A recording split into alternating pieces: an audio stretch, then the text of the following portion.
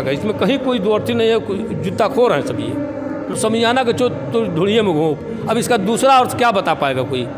इसका दूसरा अर्थ कोई क्या हो सकता है? दुल्हन रहे बीमार निरहुआ सटर रहे, इसका दूसरा अर्थ कोई क्या बता पाएगा? परिवार पर उसका क्या असर होता है जो दो अर्थी बातों को नहीं समझ पाता हो। सबसे पहले तो आपका कुशीनगर पडरौना में स्वागत है, और आज आप यहाँ के कवि सम्मेलन और बसंतोत्सव 2023 में आप पधारे। सबसे पहले मैं जानना चाहूँगा कि मूल नाम तो आपका कुछ और है, और आप वहाँ से बादशाह प्रेमी कैसे बने?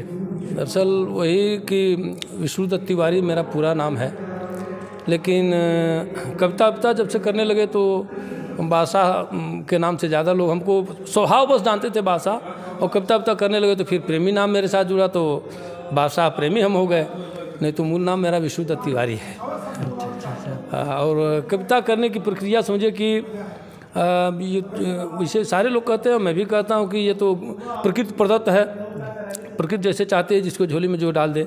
बचपन से मुझे याद है कि मैं कक्षा 4-5 में पढ़ रहा था उस समय 1975, और वहीं से समझिए कि अचानक मेरे दिमाग में कुछ बाबूजी के हमारे स्वभाव, बस उनका स्वभाव कुछ चिड़चिड़ा था, और उन्हों को मतलब वो करने के लिए हमने कुछ हास्य 2-2 लाइन जैसे तुकबंदी करना शुरू किया। बाद में धीरे धीरे अंतर्मन से कुछ बातें आने लगी, प्रकृति हमको कुछ ऐसा चाहती थी मुझको करना, तो करते करते धीरे धीरे तो आपके कविताओं को मैंने बहुत सुना है, बहुत सारी कविताएं आपकी सुनी हैं, तो उसमें ऐसा लगता है कि समाज के ऊपर आप बहुत व्यंग के रूप में कुछ बड़ा संदेश देना चाहते हैं।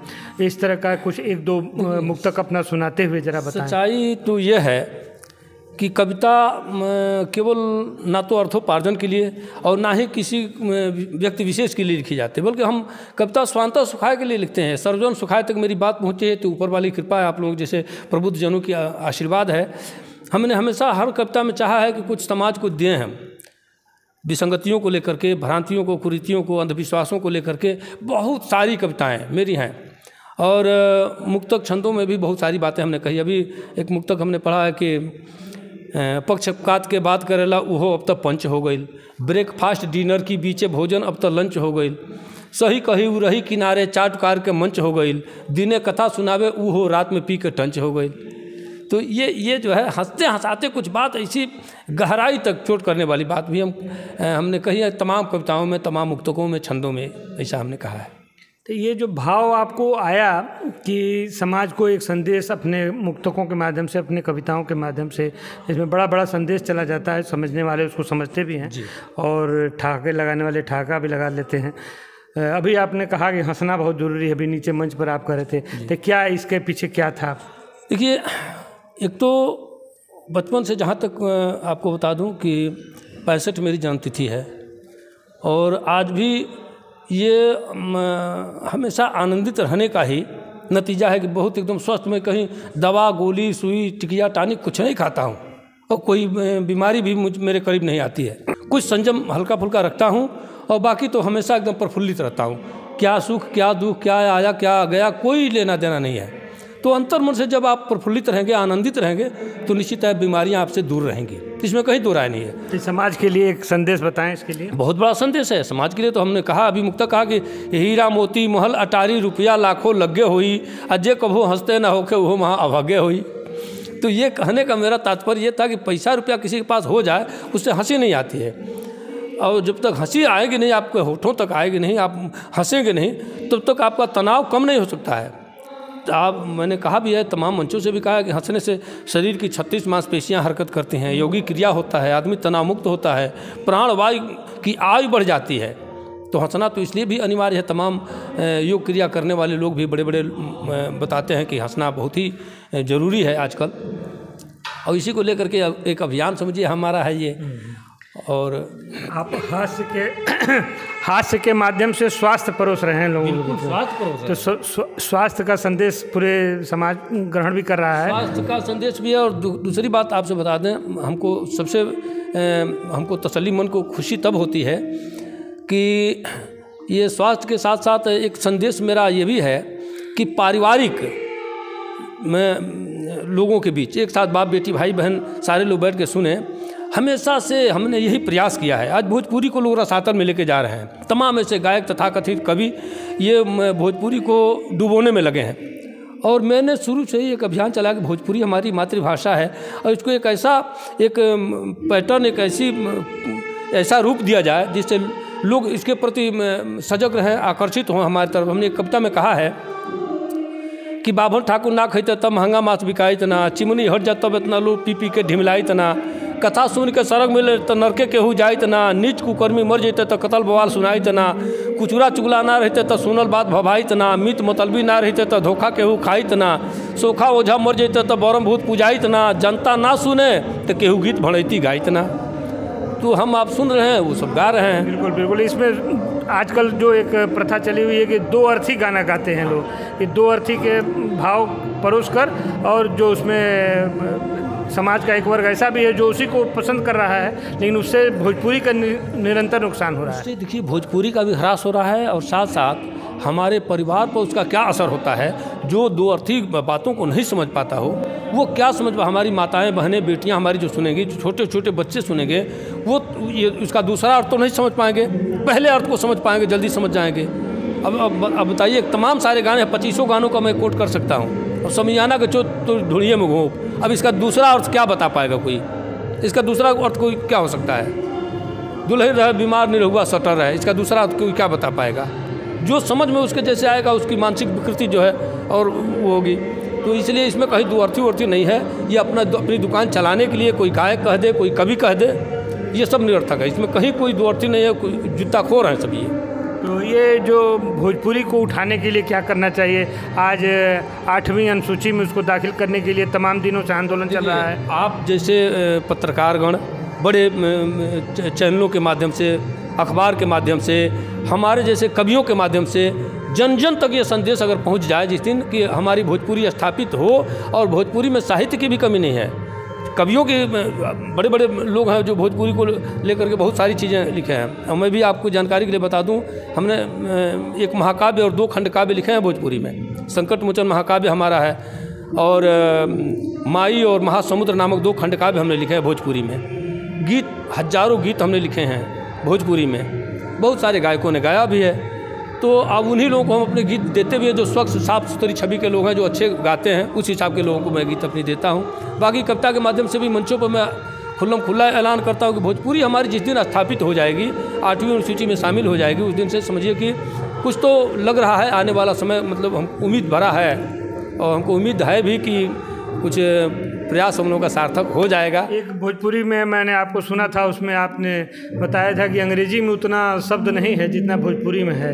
गर्दन के बारे में आपने उसमें रखा था, तो इसको जरा एक बार यहाँ भी सुनाते हुए उसको बताएं। जी, हमने इसमें कहा कि एक चैनल पर ही हम गए थे, तो अचानक लगी बात आने, तो भोजपुरी को हमने कहा कि जे बोली समझी एकरा के सट जाई उल्लासा नियर, इतना मीठ कहाँ कौन हमारी भोजपुरी भाषा नियर, हिंदी ताज हवे माथे के उर्दू गर के माला, अंग्रेजी है सूट बूट बस हमरा यह बुझाला, भोजपुरियन के भाव हवे तुलसी कबीर रविदासा नियर, इतना मीठ कहाँ कौन हमारी भोजपुरी भाषा नियर। और इसी पे हमने बताया था कि ये सर और शरीर बीच वाली कड़ी मात्र 2 इंच, लेकिन भोजपुरी में इसके 14 नाम हैं। मऊर, मलपट, टेडुआ, गर्दन, गला, गौर, फफेला, कंठ, नरेटी, नटई, गटई, घाटी, घेट, घगेला। जो आम लोगों के बीच हम लोग कहते हैं, तार मलपट दे, तार मौरिया तुर दे, तार गटकवा दबा दे, सब कहते हैं। तो इसको लेकर के दर्द हो रहा हो तो अंग्रेजी का विद्वान ज़्यादा कह सकता है कि बड़ा पेन हो रहा है। हम भोजपुरी भाषी लोग कहते हैं कि गड़ता, बथता, चनकता, टपकता, छेदता, बेधता, करकता, झिनझिनाता, मिमोरता, ऐठता, भभाता, परपराता, छनछनाता, यही तो कहते हैं। तो इसको हमने कहा है भोजपुरी। तो ऐसे ही जैसे आपकी बात से लग रहा है कि भोजपुरी बहुत ज़्यादा शब्दों के मामले में बहुत समृद्ध है। हाँ, शब्दकोश है भोजपुरी में, इतना शब्दकोश है कि इसको ठीक ढंग से अगर ये किया जाए तो इतना समृद्ध है कि भोजपुरी जहाँ अंग्रेजी के शब्दों को भी अपने अंदर भोजपुरी समाहित कर सकती है। संस्कृत के शब्दों को आप देखिए, जैसे स्टेशन है, स्टेशन आप कहते हैं अंग्रेजी है, उसी को टीशन कह दिया गया, भोजपुरी हो गया। उसको थोड़ा सा तोड़ मरोड़ देंगे, भोजपुरी हो गया वो। तो इस तरह से भोजपुरी भाषी जो है क्षेत्र भी लंबा है, और दुनिया के कई देशों में, मैं बताऊं आपको, पिछले साल मैं गया था रंगून एक कार्यक्रम में, और वहाँ जाके हमको आश्चर्य हुआ कि मैं तो घबरा रहा था कि वहाँ जाके क्या पढ़ूंगा, कैसे पढ़ूंगा, रंगून के लोग क्या सुनेंगे। लेकिन भोजपुरी भाषी लोगों का जो जत्था वहाँ उमड़ा, तो जितना 4 कार्यक्रम, हम एक कार्यक्रम के लिए गए थे, 4 कार्यक्रम हमारा हुआ वहाँ 4 दिन तक, और भोजपुरी के अलावा दूसरा कोई सुनने का कोई नाम भी नहीं ले रहा था। इतनी अच्छी संस्कृति वहाँ की, इतनी अच्छी बोली भाषा समझ करके मुझे हम बड़ा मन गदगद हो गया था वहाँ। और विशुद्ध भोजपुरी। हमारे यहाँ जो अभी महिलाएं तो थोड़ा उटंग पुटंग भी पहन के चल रही हैं, लेकिन वहाँ समझिए घूंघट यहाँ तक लेकर के कुछ कामकाजी महिलाएं भी हैं, तो यहाँ तक घूंघट उन लोगों का रहता था, और वहाँ का परिवेश बिल्कुल हम लोगों से मिलता जुलता। हाँ, यहाँ के लोग वहाँ जाके बसे होंगे। दुनिया के कई देशों में, हाँ, मॉरिशस, सूडान, ये तमाम सारे देश है, त्रिनिदाद है आपका, रंगून में, इधर म्यांमार में, बहुत सारे। एक प्रश्न समाज के दृष्टिकोण से, समाज में आजकल आधुनिकता के नाम पर हमारी ही बेटी बहनें माताएं सब लोग आधुनिकता की तरफ दौड़ रहे हैं। टीवी का बहुत बड़ा इसमें एक योगदान कह सकते हैं कि उसको देखकर लोग अपनी संस्कृति को भूल रहे हैं। ऐसे लोगों को क्या कुछ संदेश देना चाहते होंगे कि क्यों पकड़े रहें अपनी जमीन? देखिए 2 बातें हैं। एक तो बड़े दुख के साथ कहना पड़ रहा है कि जिसको शुद्ध भोजपुरी बोलना नहीं आता है, वो भी अपने लड़के को इंग्लिश मीडियम में पढ़ा रहा है। वो लड़का स्कूल अगर जाता है तो संस्कारों से वंचित कैसे हो जाता है। माँ बाप का पैर छू के जाने का एक प्रचलन हमारे समाज में रहा है। आजकल वो अंकल आ गए, आंटी जा रही हैं, बेटा बाय बोल दो, बेटा हाय बोल दो। जब हाय बाय से जो बात स्टार्ट होगी हमारे परिवार में, तो आने वाला समय तो बहुत खतरनाक होगा, इसमें कहीं तो राय नहीं है। और जहाँ पैर छू के जाने का संस्कार रहा है, आने वाले बड़े लोगों का सम्मान करने का संस्कार रहा है। हम अपने दीवारों पर पहले लिखवाते थे आगतम स्वागतम सारम अतिथि देवो भव, सुस्वागतम लिखवाते थे। अब लिखा गया कुत्ते से सावधान, जैसे इस घर में लग रहा है कि आदमी है ही नहीं, केवल कुत्ते हैं। ये स्थिति पैदा हो गई है। तो कहीं ना कहीं समझिए कि अपने अभिभावक गार्जियन दोषी हैं। मैं ना तो बच्चों को दोष दूंगा, ना वो इंग्लिश मीडियम स्कूल का, किसी का कोई कसूर नहीं है। वो तो अपनी दुकान चलाने के लिए कुछ भी कोई करेगा आदमी। हाँ, यह है कि हर भाषा, हर चीज़ की जानकारी होनी चाहिए। अंग्रेजी भी पढ़े, संस्कृत भी पढ़े, उर्दू पढ़े, जो भी पढ़े, लेकिन उसके साथ साथ अपने संस्कार से हट जब गया आदमी, यही से हरासमेंट है हमको, जहाँ तक मेरा अपना अनुभव। इस पर कविता जो उन लोगों को आपकी, या छंद या चौपाई, कुछ बहुत सारे छंद हैं, बहुत सारे छंद समाज को इस विषय पर एक कोई संदेश? बहुत सारे छंद हैं। देखिए, एक छंद मैं अभी पढ़ा हूँ, फिर से सुना दे रहा आपको। मैंने कहा है कि सभ्यता के साथ संस्कार संस्कृति आज सारे लोग लैपटॉप में टटोलने लगे। दिन या दिनांक माह वर्ष व्रत अपडेट जानने को रेट इंटरनेट खोलने लगे। प्यार मनुहार सभी हो रहा मोबाइलों से, प्रेमी प्रेमिका के संग संग डोलने लगे।